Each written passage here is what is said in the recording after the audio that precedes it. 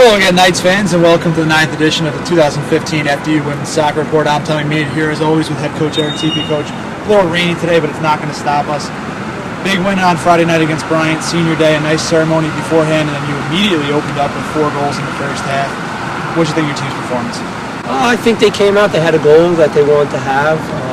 They really wanted to make a statement on the last game on the field, and I think because of that, they had a really good week of training, and I think that carried into the game. And sometimes you have that good week, and you still need that break to happen. And I think we got the first break that just kind of opened up the floodgates for us.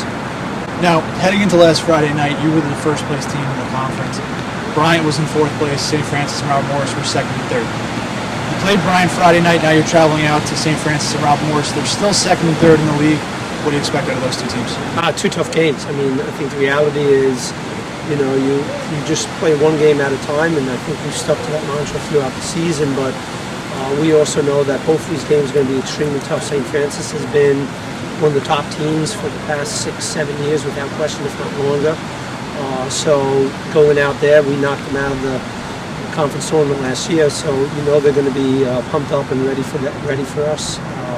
And then Robert Morris is a different type team. They're a very direct, very aggressive team. They've played really well this year, especially as of late. And they have a grass field, which is going to be a little bit of difference for us. So it's going to be 2 tough games. And I know we have specific goals, but we just have to look at Friday and try and get a result Friday, and then move on from there. Now you mentioned Friday. You're 1 point away from clinching home field advantage for the conference tournament. You've already clinched your playoff spot. How does that affect your decision-making as a coach?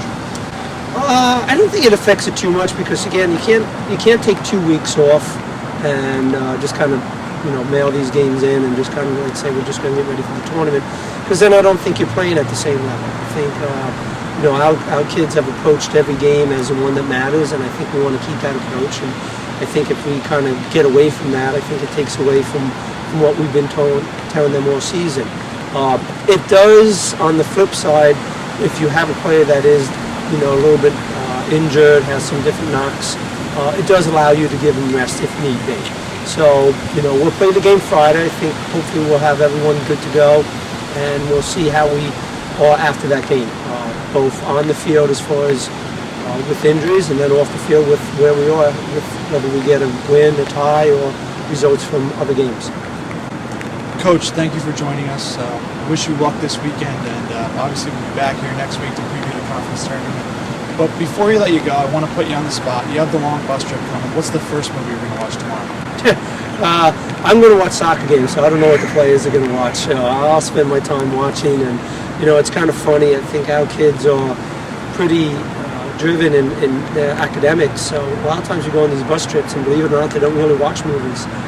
So it's going to be curious to see which one they pick up, but I'm sure it's going to be something like Pitch Perfect or Bring It On or something like that. So we'll see how it goes. All right, Coach. Thanks for joining us. Safe travels, and we'll see you next week.